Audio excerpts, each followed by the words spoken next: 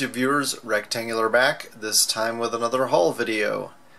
Alright, so this first group of items is from a gentleman on Facebook, Thomas Pryor. He had quite a bit of different sets of miscellaneous stuff for sale, and he had this lot with a bunch of other arms and legs, just miscellaneous figure parts. I just separated them into the stuff that I for sure have use for, and although this funny looking weapon, I'm not sure, maybe I'll use it with my Frost Giants, or just a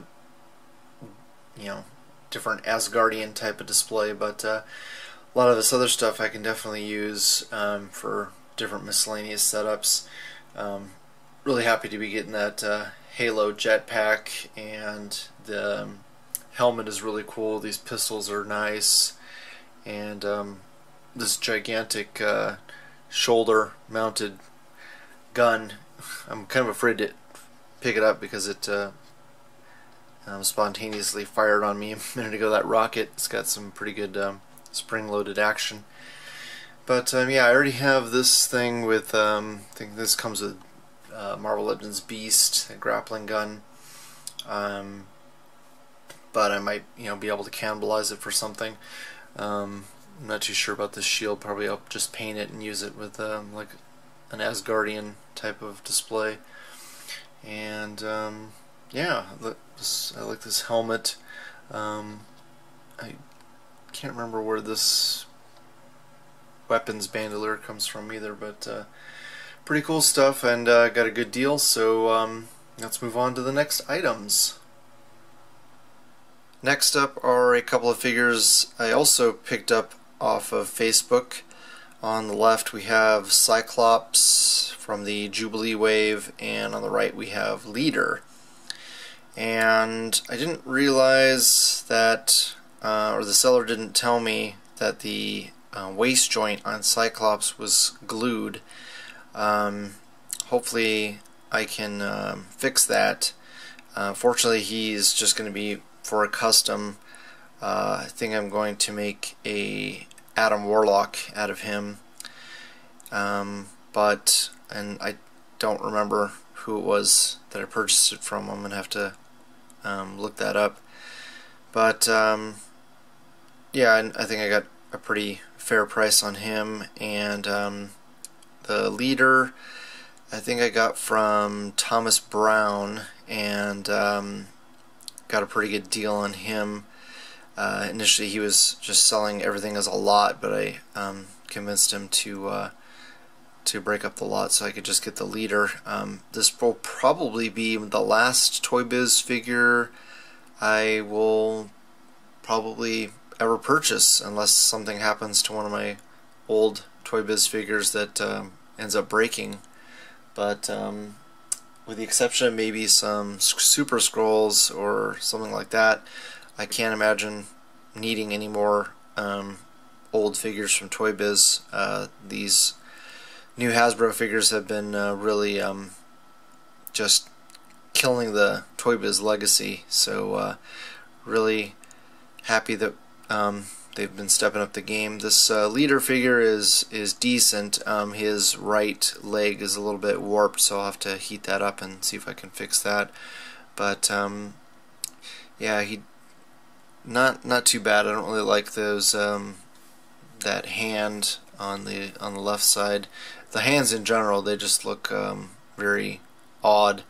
They're great articulation wise, but a lot of the times Toy Biz went overboard on articulation, and the sculpt suffered. So I think Hasbro has finally found a happy medium between sculpt and articulation. I think when they first started, they were more concentrated on sculpt and not so much articulation, but they've really stepped it up.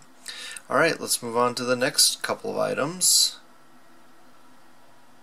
Next up, from the Hobgoblin Build-A-Figure wave, I've got two more loose Daredevil figures, and wanted to have 3 so that I can do some stop motion ACBA with these guys, and just to ensure that I had at least one with perfect paint. So was able to find just 1 at retail so far, and so technically I have 4, but I'm trying to trade 1 off for the new Black Series Bosk figure from Star Wars line. So yeah, if any of you guys want to trade for that figure, I do have Bosk on pre-order, but the place I ordered it from is in California, so I have to pay tax and shipping. So just trying to save a couple bucks and trade him for the Daredevil that I found. But yeah, these guys turned out really well. No major paint issues or anything. The paint on the first one I got was perfect. There's a little very minor issues with these, but nothing that's too glaring, so I lucked out. And with that, let's move on to the next items. Now, if you're a regular viewer of my channel, you've probably already seen this figure in one of my haul videos previously, and I mentioned that my only regret is that I didn't order 2 of them. So I kept checking with my local Disney store, which is about an hour from where I live, and they finally got some in and called and had them hold 1 for me. So I had to pay retail plus tax, so not a huge deal, since I got a really good price with the coupon or online deal that they're having on Marvel.com. They ended up basically paying retail, if not a little bit less, for both of them. So really cool. Mainly the only reason I got a second one is so if anything happens to one of them, I have a backup. Not planning on making a custom or selling the hammers. Basically just want to have a backup in case anything happens, because this is a really awesome figure, and if you can, definitely get your hands on it. They're $25 plus tax. If you buy, I think it's $50 worth of stuff on Marvel.com or Disney's online website shopping site, you can I think get free shipping. So yeah, the only other thing I may consider doing with my second hammer is somebody, I can't remember who it was, brought up the fact that the hammers, the entire spinning hammer piece is translucent plastic, so if you strip off the paint, you can get kind of a more subdued looking spinning effect, where the hammers are less visible or only have like a couple of hammers with the full paint, and then you can have the rest kind of a lot more faded look. So may consider doing that. I want to see somebody else pull it off first before I go ahead and ruin my figure. Alright, and also if you haven't checked out Incurable Collector's review, he did a really good review on this figure already, so definitely go check that out. Alright, let's move on to the last items. Once again, it's going to look like we're experiencing a glitch in the Matrix, but these are definitely new. I had noticed that Amazon had a really good price on these guys from a couple different sellers.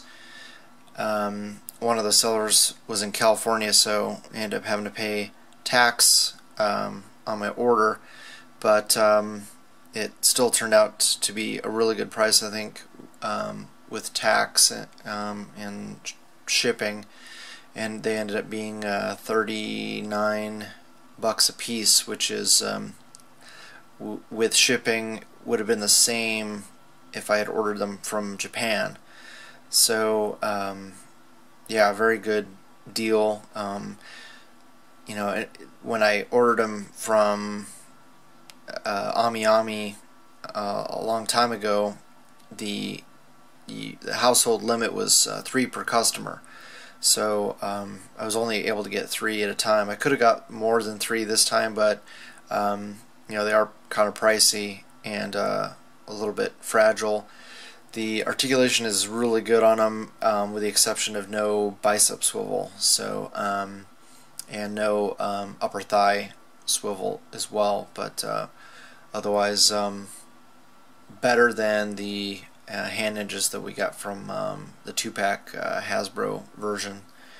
So yeah, I am going to just quickly show you one of the ideas that I'm going to use with these guys.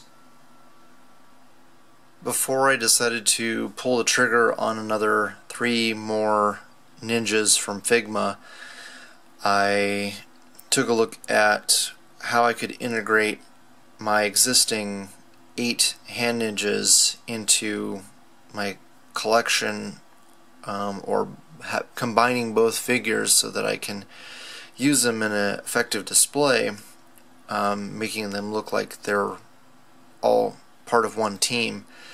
And so I started just messing around with the head off of the Hasbro hand ninja and trying to see if I could get it to look okay on top of the Figma Figma Ninja Slayer, and discovered that it looks pretty damn good. So you saw it here first.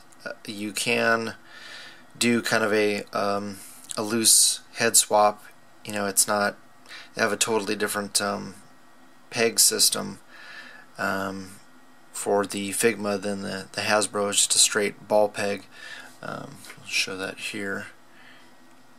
So you can't get a whole lot of range of motion. You know, there's no hinge in there with just that ball sitting there, so you can't really get these Hasbro hand ninjas to look up much. You know, you can kind of half it a little bit.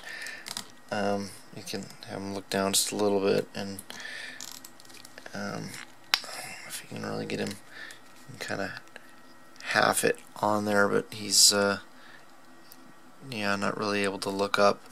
So you know, I wanted to be able to use them both together, because these are still pretty decent figures for actually using with a bow and arrow pose. This figure actually works better than the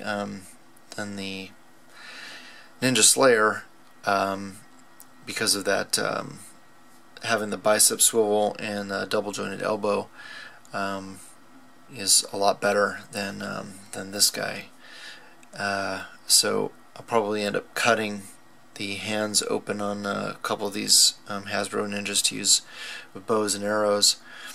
But yeah, and I think to hide the fact that they have different heads, I'll probably, you know, have these guys in the background, or in shots where their head is not necessarily in focus or the main part of the display, so I can still use them in one big group. But I think, you know, having these guys side by side is going to look a little bit better now that they have you know, similar looking heads, even though the you know, the costumes are still going to be different.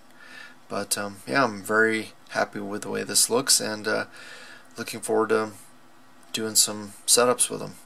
Alright, so hopefully you guys liked the video. You share with your friends, hit the like button, subscribe if you haven't already, and I always like hearing back from you guys, so please leave a comment below. Thanks so much for watching, and I'll talk to you guys later.